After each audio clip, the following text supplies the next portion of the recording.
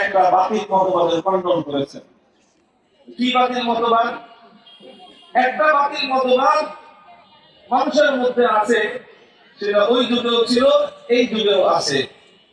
সেটা হলো কোন একটা বিষয় যখন মানুষের মাথায় ধরে না, বুদ্ধিতে ধরে না, তখন কিছু মানুষ আছে যেটা আমি বুঝি না, সেটা আমি মানি না। বুঝলেন না এই কথা? কিছু মানুষের নীতি কি, যেটা আমি বুঝি না, সেটা আমি মানি না। দেখেন, এটা এত বড় একটা মূর্খতাপূর্ণ নীতি, যেটা দুনিয়ার কেউই সবকিছু বুঝে না। বলেন, এমন কেউ মানুষ আছে কেউ দাবি করতে পারেন আমি দুনিয়ার সব বুঝি? কেউ নাই। আপনি একদিকে বুঝবেন না, আরেকদিকে বুঝবেন না। আমরা কি সব বুঝি? অনেক কিছু আছে দুনিয়ার আমরা বুঝি না, সেটা এক্সপার্ট যারা আমাদের কাছ থেকে বুঝে নেই। আপনি অনেক কিছু বুঝেন না, আমি বুঝি, আপনি সেটা আমার কাছ থেকে বুঝে নেবেন। অনেক কিছু আছে আপনি বুঝেন, আমি বুঝি না, আমি আপনার কাছ থেকে সেটা বুঝে নেব। এভাবেই দুনিয়া চলে। কিন্তু কিছু মানুষের নীতি আছে, যেটা সে বুঝে না, সেটা সে মানে। আপনার আদা জারি, এটা প্রবাদ আছে আরবিতে, যে কিছু মানুষ তারা যেটা জানে না, ওটার বিপক্ষে তারা দাঁড়ায়। কিছু মানুষ আছে এরকম, যে যে জিনিসটা বুঝে আসে নাই, সেই জিনিসটা মানে না। তো সেই সূত্রে একদল মানুষ, তারা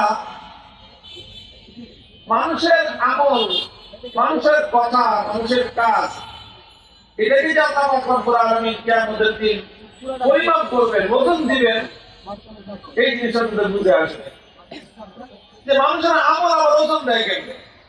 একজন মানুষ রোজা রাখছে, সারাদিন না খেয়ে আছে, সে এখন রোজাটা মাপ কেন্দ্র বলেন তো। একটা মানুষ নামাজ পড়ছে, মসজিদে নামাজ পড়ছে, রুম করছে, সেজদা করছে, কেরাত করছে, আমল হয়ে গেছে, বিরাট একটা আমল। এরা পরিমাপ করবে কেমনে? পরিমাপ করবে কেমনে? তো এইটা বুঝে আসে না তাদের, যে মানুষের আমল, মানুষের কথাবার্তা, এটাকে আবার আল্লাহ পাক রব্বুল আলামিন কিভাবে ওজন দিবে। এই জন্য তারা বলে যে এই ওজন দেওয়া, এটা আমরা বিশ্বাস করি না। কেন বিশ্বাস করছ না?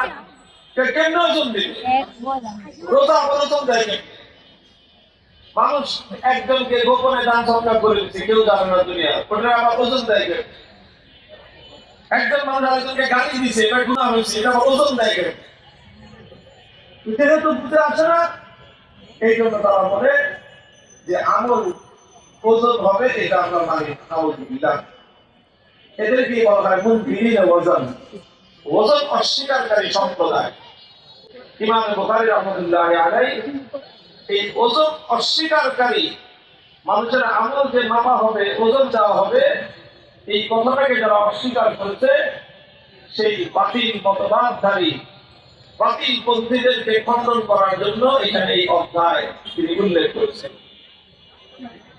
এবং তিনি প্রমাণ দিয়ে সাব্যস্ত করেছেন যে না, মানুষের আমল এবং মানুষের কথাবার্তা এই সবগুলো কি দেওয়া হবে? ওজন দেওয়া হবে। মানুষের আমল এবং মানুষের কথাবার্তা সব কি করা হবে? ওজন দেওয়া হবে।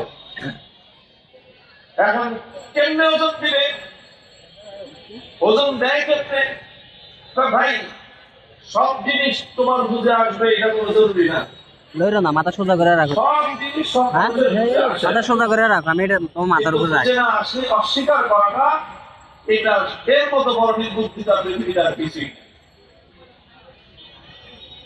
আল্লাহ পাক রব্বুল আলামিনের কাছে সেই কুদরত আছে, আল্লাহ পাকের কাছে কুদরত আছে, যে কুদরতের মাধ্যমে আল্লাহ পাক রব্বুল আলামিন বান্দার আমল, বান্দার কথাই সব ওজন দেওয়ার ব্যবস্থা করবেন। মানুষকে আল্লাহ পাক সামান্য ক্ষুদ্র জ্ঞান দিয়েছেন, মানুষকে সামান্য আল্লাহ পাক ক্ষুদ্র ক্ষুদ্র জ্ঞান দিয়েছেন। আল্লাহর জ্ঞান, আল্লাহর ইলম, আল্লাহর বুদ্ধির তুলনায় মানুষের বুদ্ধি, মানুষের জ্ঞান কতটুকু বলেন তো? কতটুকু জানেন? হযরত মুসা আলাইহিস সালামের কাছে হযরত খাদির আলাইহিস সালাম, নাম শুনছেন এই দুই নবী? ওনাদের লম্বা ঘটনা কোরআনে কারীমে সূরাতুল কাহফে উল্লেখ হয়েছে। আর সেই ঘটনার ব্যাখ্যাও হাদিসের মধ্যে আসছে। হযরত খালিদ মুসা আলাইহিস সালামকে বলেছিলেন, হে মুসা, তুমি এই যুগের সবচেয়ে বড় আলেম, কারণ তুমি বড় নবী, তুমি সবচেয়ে বড় আলেম। আমি আরেক ডিপার্টমেন্টের সবচেয়ে বড় আলেম।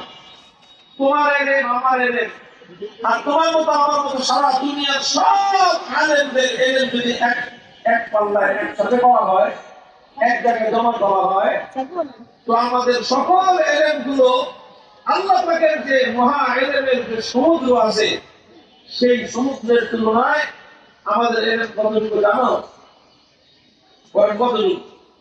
হাজির আলাইহিস সালাম বলে যে দেখো, ওই যে আমাদের নৌকার মাথায় একটা পাখি বসছে, ওই পাখিটা বসে সমুদ্রের মধ্যে তার ঠোঁট চুবাই দিচ্ছে, ঠোঁট চুবাই দিয়ে সমুদ্রের ভিতরে পানি পান করছে। এখন তুমি বলো যে এই পাখিটার ঠোঁটের মধ্যে, চড়ুই পাখির ঠোঁটের মধ্যে এই সমুদ্রের কত পার্সেন্ট পানি লাগছে? কম। এই মহান সমুদ্র থেকে একটা চড়ুই পাখি ঠোঁট ভিজাইলে তার ঠোঁটে যতটুকু পানি লাগে, আল্লাহ পাকের মহা এলেমের দরিয়ার সামনে আমাদের সারা দুনিয়া ধ্বংসের এলেম হলো ওই চড়ুই পাখির ঠোঁটের পানি। এটা বুখারী শরীফের হাদিসের মধ্যে আসছে এই কথা। হযরত খালিদ আলাইহিস সালাম তিনি বলেন, নবীদের এলেম যদি হয় এরকম, আমি আর আপনি বলি আল্লাহ পাকের এলেম, আল্লাহর কুদরত, আল্লাহ পাক কোনটা কিভাবে করবেন সেটা সব আল্লাহ জানেন। সুতরাং আল্লাহ পাক রব্বুল আলামিন বান্দার আমল ওজন করবে। বুঝে আসে নাই বলে অস্বীকার করার যে প্রবণতা, এখান থেকে নাস্তিকবাদের জন্ম হয়েছে। এই প্রবণতা বন্ধ হওয়া দরকার। এই প্রবণতা বন্ধ হওয়া ভাঙিয়ে যেতে পারে না। বুঝলে হুজুরদের কাছে জিজ্ঞাসা করো, হুজুর প্রমাণ দিয়ে বোঝানোর চেষ্টা করবে। হুজুরদের কথা হয় না।